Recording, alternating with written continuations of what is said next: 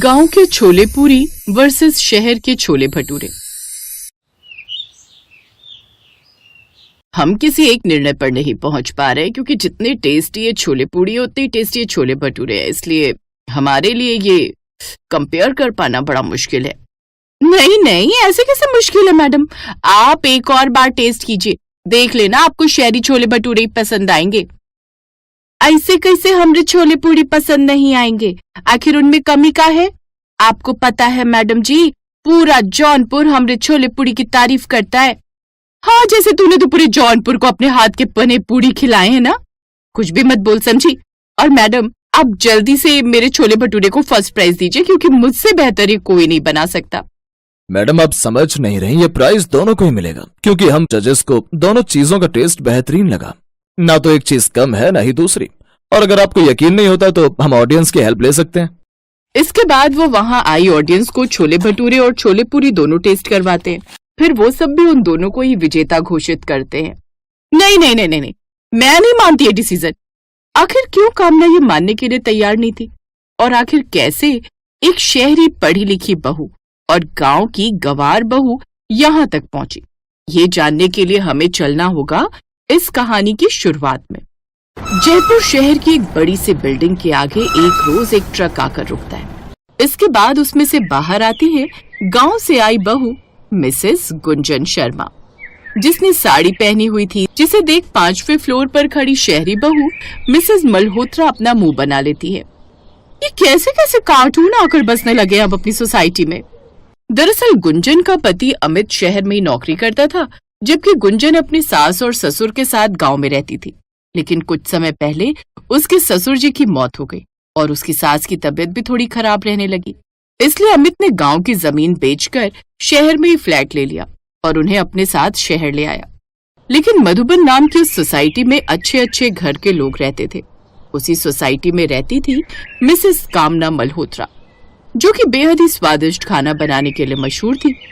साथ ही उसने खुद का क्लाउड किचन भी खोला हुआ था, जिससे लोग उसे तरह तरह के ऑनलाइन ऑर्डर्स देते थे। कामना का क्लाउड किचन का काम अच्छा चलता था, जिससे वो अच्छे पैसे भी कमाती थी। साथ ही सबसे ज्यादा पूरी सोसाइटी में उसी के खाने की तारीफ होती थी। गुंजन का फ्लैट कामना के फ्लैट के बिल्कुल सामने ही था। एक रोज गुंजन जब अपने किचन में लाल मिर्च का तड़का लगा रही थी तो चिमनी जलाना भूल जाती है, जिससे सारे घर में धुआं धुआं हो जाता है। साथ ही सबको खांसी आने लगती है। माँ जी, आप बाहर बालकनी में जाकर बैठिए, मैं तब तक बाहर का दरवाजा खोल देती हूँ। बहू जल्दी कर, नहीं तो गांव की इस तेज मिर्च की खांसी से ही हम लोग परलोक सिधार जाएंगे। क्या माँ जी, आप भी। गुंजन मेन गेट खोल देती है, जिससे सारा धुआं कामना के सामने वाले फ्लैट में जाता है और उसे भी खांसी होने लगती है। ओफो, न जाने ये इस गंवार ने कहीं आग ही तो न लगा डाली, मुझे जाकर देखना होगा। कामना उसके घर जाती है। ओफो, तुमने ये चिमनी का बटन क्यों नहीं ऑन किया? हमको नहीं पता वो क्या होता है। अरे ये बटन इसको दबाना होता है, ये चिमनी इसलिए बनी है। गंवार कहीं की, ना जाने कहां से आ जाते हैं। ऐसा कहकर कामना वहां से चली जाती है। कुछ देर बाद गुंजन पाव भाजी बनाकर तैयार कर लेती है। अम्मा, हम आस पड़ोस में अपने हाथ की बनी ये पाव भाजी देकर आते हैं, ऐसी तो आस पड़ोस में जान पहचान बनेगी। ठीक है, दे आ, लेकिन उस सामने वाली नकचढ़ी बिल्ली को मत देना। देखा नहीं कैसे हमें गंवार कह रही थी।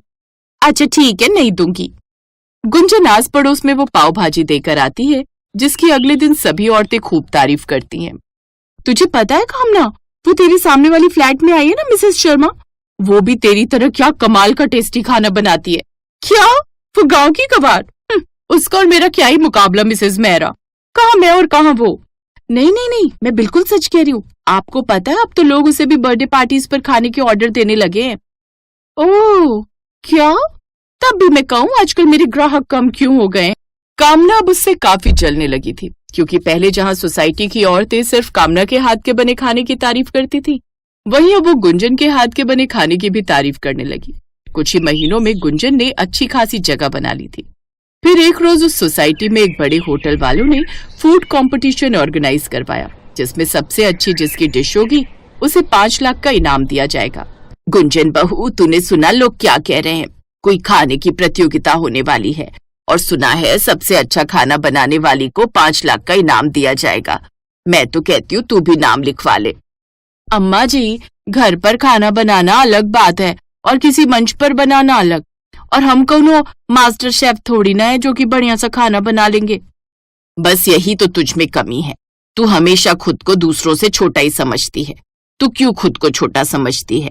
तू मेरे कहने पर तू नाम लिखवा ले। देख लेना, तू उस चिड़खोली बिल्ली को पीछे ना छोड़ दे तो कहना हाँ। तभी उनके पड़ोस की कुछ औरतें भी आकर गुंजन को हौसला देती हैं। हाँ मिसेस शर्मा, आप में जो टैलेंट है उसे आप दुनिया के सामने लाओ, और कामना जो आपको गांव की गंवार समझती है उसे बताओ कि आप किसी से कम नहीं हो। उन सब की बातें सुनकर अब गुंजन को भी हौसला मिलता है और वो भी झट से उसके लिए हाँ कह देती है। कुछ दिन बाद प्रतियोगिता का दिन आ जाता है। गुंजन और कामना अब आमने सामने थी। उनके अलावा तकरीबन 10 और औरतों ने इस प्रतियोगिता में भाग लिया था। जजेस की टीम उनके सामने थी। कामना जहां अपने स्पेशल छोले भटूरे बना रही थी, वहीं गुंजन छोले पूड़ी बना रही थी। आज तो सभी के सामने प्रूफ हो जाएगा कि हम में से कौन ज्यादा अच्छा खाना बना पाता है। खुद को बड़ा होशियार समझती है ना। हे गणपति बप्पा, अम्मा जी के कहने पर भाग तो ले लिया है हमने, लेकिन अब हमारी इज्जत रख लेना। दोनों पूरी जी तोड़ से मेहनत से लगी हुई थी। कुछ ही देर में उनकी डिशेस बनकर तैयार हो जाती हैं। आप सभी का टाइम अब होता है। अब हमारे जजेस बारी बारी से इन्हें टेस्ट करेंगे और उसके बाद घोषणा होगी आज के विनर की। इसके बाद सभी जजेस एक एक कर उनके डिश टेस्ट करते हैं, लेकिन सभी जजेस को उन दोनों के बनाए हुए छोले भटूरे और पूड़ी ही पसंद आते हैं और वो डिसाइड नहीं कर पाते कि आखिर किसका बनाया हुआ खाना ज्यादा अच्छा बना है। नहीं, मैं नहीं मानती ये डिसीजन। अगर आपको हमारी बात पर और ऑडियंस की बात पर विश्वास नहीं है तो फिर ठीक है, हम आप दोनों की आंखों में पट्टी बांधेंगे और आपके सामने वो हर डिश रखेंगे। आपको टेस्ट करके बताना है कौन सी वाली सबसे बेहतर है। इसके बाद उन दोनों की आंखों पर पट्टी बांधी जाती है और उन्हें सबका बना हुआ खाना टेस्ट करवाया जाता है। फिर जैसे ही कामना छोले पूड़ी टेस्ट करती है तो उसे खाकर खुश हो जाती है। वाओ, कितना टेस्टी है ये। इसी तरह गुंजन को भी सभी का खाना टेस्ट करवाया जाता है तो उसे भी छोले भटूरे बड़े पसंद आते हैं। कमाल के छोले भटूरे हैं ये। फिर दोनों की पट्टी खोली जाती है। हमने कहा था ना कि आपको भी यही पसंद आएंगे। अब उन दोनों को समझ आ जाता है कि उन दोनों का बनाया हुआ खाना ही बेहतर है और वो दोनों ही खाना बनाने में माहिर हैं। दोनों ये इनाम जीत जाती हैं, साथ ही 5 लाख रुपए भी। गांव के छोले पूड़ी और शहर के छोले भटूरे दोनों का ही अपने आप में लाजवाब स्वाद है। इन दोनों का ही कोई मुकाबला नहीं। जो स्वाद और अपनापन गांव की छोले पूड़ी में मिलता है वही शहर के लोगों को छोले भटूरे में मिलता है।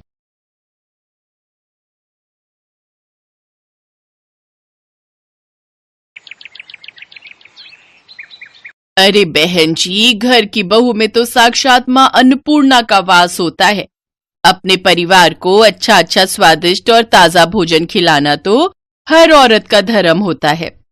बिल्कुल सही कह रही हो बहन जी, लेकिन आजकल पारिवारिक लड़की ढूंढ पाना उतना ही मुश्किल है जैसे गधे के सर में सींग। अब आप हमें ही ले लीजिए।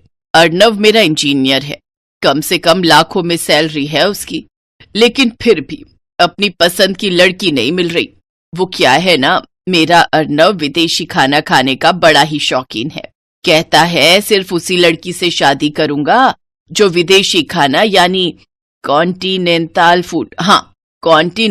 फूड बनाना जानती होगी। और आपको तो आजकल की लड़कियों का पता ही है, इंडियन खाना तो उनसे बनता नहीं तो विदेशी तो क्या ही बनाएंगी। अरे ना बहन जी, सब लड़कियां एक सी ना होती। मेरी सानवी तो हर तरह का खाना बनाना जानती है, खासकर वो विदेशी कॉन्टिनेंटल फूड। फिर तो जल्दी से उसे बुला दीजिए। उर्मिला अपनी बेटी को बुलाने अंदर जाती है। देखो सानवी, जो भी हो बस इस इंटरव्यू को क्लियर कर ले। बहुत बड़ी पार्टी आई है रिश्ते के लिए, खूब नौकर चाकर और गाड़ियां हैं घर में। तेरी बात पक्की हो गई ना तो तू राज करेगी राज। और सुनना, मैंने तेरी तारीफ में बड़े बड़े कसीदे पढ़ दिए हैं कि तुझे बहुत ही बढ़िया कॉन्टिनेंटल खाना बनाना आता है। माँ, मुझसे आलू पूड़ी रोटी सब्जी ये सब तो ठीक से बनता नहीं। पराठा बनाती हूँ तो पहचानना मुश्किल हो जाता है कि पराठा है या श्रीलंका का मैप। और कॉन्टिनेंटल डिशेस का तो मुझे नाम तक नहीं पता। अरे शुरू में तू ना वो यूट्यूब देखकर बना लियो, फिर जब उनका मन भर जाएगा कॉन्टिनेंटल खाना खाकर तो वो खुद ही मना कर देंगे बनाने को। वैसे भी अंग्रेजों का ये बेतुका खाना ज्यादा दिन तक थोड़ी ना खाया जाता है। चल अब अच्छे से टचअप लेकर बाहर आ जा।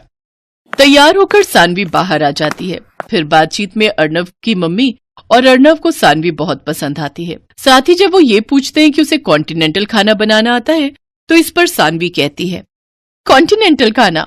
जी, वो बनाना तो मेरे बाएं हाथ का खेल है। ये बात सुनते ही लड़के वाले झट से शादी के लिए तैयार हो जाते हैं। कुछ ही दिनों में दोनों की शादी भी हो जाती है। शादी के बाद देखो सानवी, तुम्हारे हाथ के बने कॉन्टिनेंटल खाने की तारीफ तो हमने बहुत सुन ली। अब आज जल्दी से कुछ बढ़िया सा बनाकर खिला दो। अभी बनाकर लाती हूँ।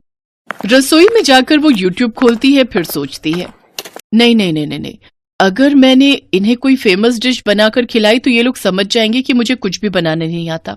ऐसा करती हूँ, कुछ भी बना देती हूँ और उसे कोई भी नाम दे दूंगी। सानवी फ्रिज खोलती है। उसे उसमें तुरई दिखाई देती है। वो कच्ची तोरी में मसाले लगाकर ओवन में ग्रिल होने के लिए रख देती है। कुछ देर बाद वो उसे बाहर निकालती है तो देखती है सारी तुरई करारी हो गई होती है। हे भगवान, ये तो कुछ ज्यादा ही करारी हो गई है। हाँ, एक काम करती हूँ, मेयोनीज और टमाटो केचप दोनों को मिक्स करके इसके ऊपर लगा देती हूँ। फिर सानवी पूरे कॉन्फिडेंस के साथ वो परोसती है और खुद किसी बहाने से रसोई में चली जाती है। वो डिश देखकर अर्णव अपनी माँ से कहता है, छी माँ, ये कौन सी सब्जी की डेड बॉडी है, काली पीली सी। छी माँ, मुझे तो देखते ही उल्टी आ रही है। ऐसा ना हो मुझे उल्टी हो जाए। चुप कर तू, पता भी है मैंने कितने कसीदे पढ़े हैं तेरी तारीफों के। तू मॉडर्न है, तुझे विदेशी कॉन्टिनेंटल खाना पसंद है। अब कहीं बहू को पता चलेगा ना तू ऐसा है तो कहेगी किन गवार लोगों से पाला पड़ गया है। अब उसने बनाया है तो कॉन्टिनेंटल डिश ही होगी कोई। तू तो बस बीच बीच में झूठी मूठी तारीफ करता रही हो। ठीक कहती हो माँ, लेकिन सच्ची में माँ, ये बहुत ही वाहियात है खाने में। तभी सानवी वहां आ जाती है। वाह वाह बहू, क्या मजेदार कॉन्टिनेंटल खाना बनाया है तूने। इतना मजेदार खाना तो मैंने किसी 5 स्टार होटल में भी नहीं खाया। अरे वाह, माँ जी को मेरे हाथ की ये जली हुई तोरई इतनी पसंद आई। वाह वाह वाह भगवान, तूने बचा लिया। हाँ सानवी, अच्छा बना है। अब तुम कल बनाना इटालियन पास्ता। हाँ हाँ, क्यों नहीं। कम से कम कुछ तो जानी पहचानी चीज खाने को मिलेगी। अगले दिन सानवी इटालियन पास्ता बनाने के लिए किचन में जाती है और यूट्यूब पर रेसिपी देखने लगती है। मुझे तो इनके नाम से भी चक्कर आ रहे हैं। भला मसालों के नाम भी कोई ऐसे रखता है क्या? और ये लेट जूस क्या होता है? सीधे सीधे पत्ता गोभी भी तो बोल सकता है। बस बहुत हुआ, अब तो मैं अपने हिसाब से ही पास्ता बनाऊंगी। और कौन सा ये अंग्रेज आते हैं हमसे सरसों का साग सीखने जो हम इनका पास्ता बनाए। उस दिन भी यही हुआ। सानवी ने पास्ता में व्हाइट सॉस मिलाने की जगह उसमें अरारोट और कॉर्नफ्लोर मिलाया। साथ ही साथ पास्ता में ढेर सारी लाल पिसी हुई मिर्च भी डाल दी। अब देखना, अब ये इनका आखिरी पास्ता होगा। इतनी लाल मिर्च झोंक के डाली है कि आज के बाद नाम नहीं लेंगे कॉन्टिनेंटल खाना बनाने का। सानवी वो पास्ता लेकर बाहर आती है। वाह वाह वाह, बन गया पास्ता। हाँ हाँ हाँ, लेकिन आज इटालियन नहीं, मैंने आखिरी पास्ता बनाया है। लाला बहू, आखिरी हो या पहला, हमें तो खाने से मतलब है। तू ला झट से प्लेट में निकाल। अर्णव और उसकी माँ पहला चम्मच खाने के बाद ही 2 गिलास पानी पी जाते हैं। पास्ता थोड़ा तीखा लग रहा है ये कहकर वो पास्ता छोड़कर उठ जाते हैं। अब वो हर रोज इसी तरह अजीबोगरीब डिशेस बनाकर कभी वो पनीर स्वाहा बनाती तो कभी साग अनकारा। एक रोज सास अपनी बहू से, बहू तेरी ना दिल्ली वाली बुआ सास, उनका बेटा और बेटी भी आ रहे हैं। तू ना उनके लिए वो सब कॉन्टिनेंटल खाना बनाना जो तूने हमारे लिए बनाए हैं। वो बुआ ना बड़ा ही मजाक उड़ाती थी मेरा कि भाभी तेरी जिंदगी तो दाल चावल रोटी में ही कट जाएगी। हमारे घर तो हर देश का खाना बनता है। आज सबको दिखा दूंगी मेरी बहू कितनी गुनी है। हैं? अब पर माँ जी, मैं कह रही थी कुछ सिंपल ही बना लेते हैं। सबको ना ये मिर्च मसाले वाला खाना पसंद नहीं आता। नहीं, तुम वही सब बनाना, उन लोगों को भी पता चले कि हमारी बहू कितनी मॉडर्न है। और हाँ, वो पनीर सुहाहा और आखिरी पास्ता भी जरूर बनाना, बस मिर्च थोड़ी कम रखना। शाम को सब मेहमान आ जाते हैं। दिल्ली वाली बुआ, उनकी बेटी और कनाडा में 7 साल तक शेफ की नौकरी करने वाला उनका बेटा मयंक, वो सब सानवी के लिए गिफ्ट लेकर आते हैं। फिर रात को सब बैठकर साथ में डिनर कर रहे थे। मयंक बेटा, तू तो एक बढ़िया शेफ है, लेकिन मेरी बहू तो तुझसे भी बड़ी शेफ है। उसके हाथ का पनीर सुहाहा और आखिरी पास्ता तू खाएगा ना तो उसका स्वाद तो तू भूलेगा ही नहीं। फिर मयंक एक एक करके वो डिशेस चखने लगा तो उसका दिमाग घूमने लगा। और वो गुस्से में कहता है, जी अब बस भी करो, कॉन्टिनेंटल के नाम पर ये क्या खिला रहे हो आप? जली हुई तोरई, राख हो चुके पनीर टिक्के और अरारोट में बना हुआ आखिरी पास्ता, ये भी कोई खाना है? अरे ये कॉन्टिनेंटल तो क्या कोई फूड ही नहीं है। भला कौन से ग्रह के लोग ऐसा बेस्वाद खाना खाते हैं? मैं एक शेफ हूं और अच्छे से बता सकता हूँ इसमें क्या क्या डला है और ये कैसे बना है। सानवी बहू, ये जो कह रहा है वो सच है। मुझे माफ कर दो मम्मी जी, मुझे लगा था मैं YouTube से सब देख देख कर बना लूंगी, लेकिन सब गड़बड़ हो गया। पर आप दोनों तो उंगलियां चाट चाट कर खाते थे ना? उंगलियां चाट कर नहीं, बल्कि नाक बंद करके और अपनी उंगलियां रोक रोक कर खाते थे, क्योंकि सच तो ये था हमने कभी पहले कॉन्टिनेंटल खाना खाया नहीं था। तो क्या आपने झूठ कहा मुझसे? हाँ बेटा, जैसे शादी करने के लिए तेरी माँ ने झूठ के पहाड़ बनाए ना, वैसे ही मैंने भी बनाए। हाँ, और आप दोनों के इस झूठ में आखिरी पास्ता हम दोनों का बन गया। ये बात सुनकर सभी जोर जोर से हंसने लगते हैं।